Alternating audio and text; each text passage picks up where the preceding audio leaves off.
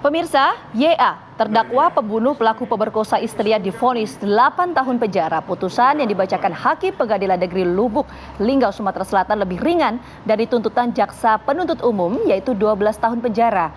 Sungguh ironis, pemirsa, kalau kita melihat konstruksi kasusnya, alih-alih ingin membela martabat sang istri setelah diduga telah diperkosa korban yang merupakan tetangganya sendiri itu, YA harus mendekap di Bui. Peristiwa yang terjadi pada akhir Januari 2021 lalu itu diketahui pelaku setelah sang istri mengadukan kejadian tersebut kepadanya. Pelaku yang berprofesi sebagai petani itu pun menegur korban namun tak digubris. Nah, selain tidak ada itikat baik untuk meminta maaf kepada dirinya, pasca kejadian korban bahkan masih sering menggoda istrinya.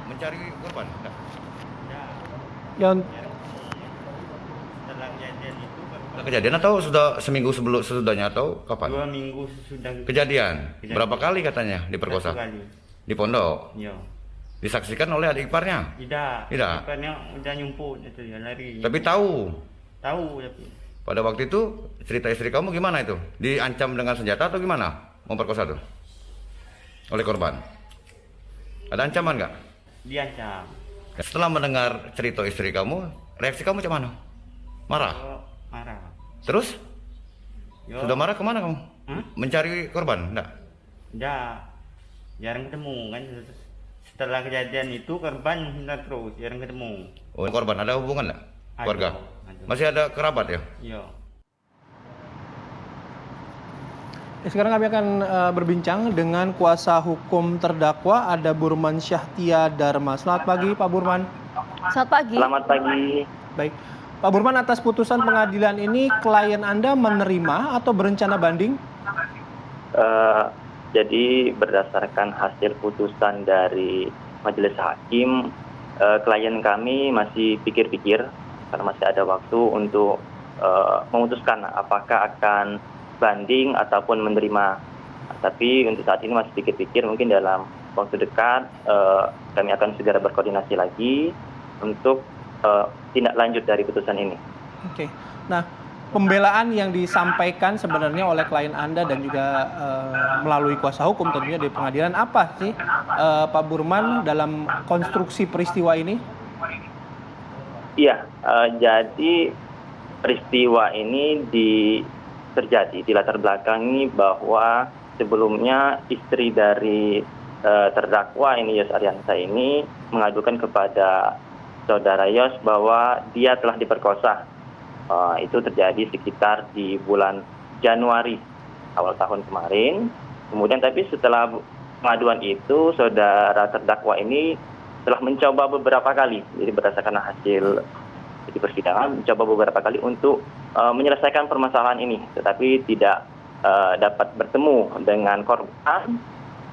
Kemudian pada suatu waktu di tanggal 28 Maret itu apa ini melihat bahwa korban ini melintas di depan rumahnya.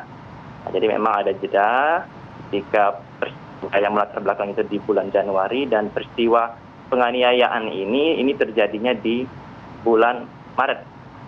Itu 28 Maret. Di mana di sini kan pihak dari jaksa itu mendakwa terdakwa ini dengan pasal 340 dan 338. Kemudian juga dalam proses persidangan dan hakim pun memutus 8 tahun dengan argumentasi bahwa korban terbukti memenuhi unsur pada pasal 338. Oke, artinya kasus pembunuhan ini terjadi selang 3 bulan ya pasca terjadinya. Ya, lebih kurang sekitar 2 bulan lebih lah. Kurang. Sekitar 2 bulan lebih lah, lebih kurang. Nah, kemudian apa yang menjadi pertimbangan majelis hakim ya Pak ya? Kenapa kemudian vonis yang dijatuhkan oleh majelis hakim ini lebih rendah dibandingkan dengan tuntutan jaksa penuntut umum, yaitu 12 tahun? Iya, jadi dalam putusannya bahwa terdakwa ini kooperatif dalam persidangan, kemudian dia juga menyesali, kemudian juga korban ini masih muda, ya kan, dan dia istilahnya menjadi tanggung jawab keluarga juga, itu.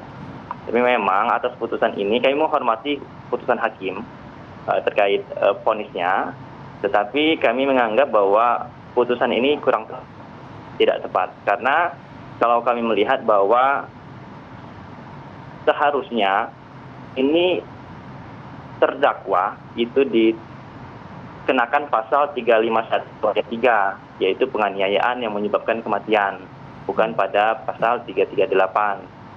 Karena dalam proses pembuktian itu tampak bahwa yang terjadi adalah penganiayaan yang menyebabkan kematian. Seperti itu. Oke. Apakah itu juga dasar yang disampaikan Pak Burman ini karena sebenarnya terdakwa ini mencoba membela istrinya? Iya, jadi dalam konstruksi di pembuktian di pengadilan, di persidangan bahwa memang dia istilahnya itu membela harga diri istri, kemudian mencoba untuk menyelesaikan.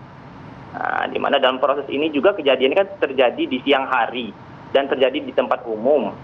Sehingga sebenarnya andai kata terjadi peristiwa penganiayaan itu masih dapat dicegah andai kata mungkin ada lewat. Jadi ini tidak ada niatan dari terdakwa untuk membunuh. Seperti itu. Oke, nah apakah yang kemudian disampaikan Pak Burhan barusan ini juga menjadi pertimbangan majelis hakim ketika fakta-fakta di persidangan ini kemudian dibuka di muka sidang, Pak Burhan?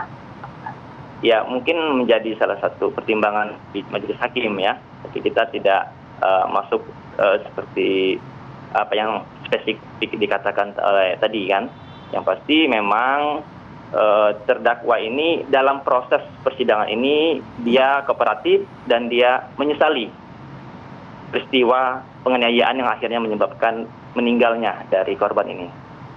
Baik, terima kasih Pak Burman atas waktu dan juga informasinya dan kepada kami di Apa Kabar Indonesia Pagi. Selamat beraktivitas, salam sehat selalu Pak Burman. Ya, kita jeda dulu sejenak pemirsa. Saat lagi kita akan hadirkan diskusi utama kita pada pagi hari ini. Ini masih berkaitan dengan kasus hukum ya.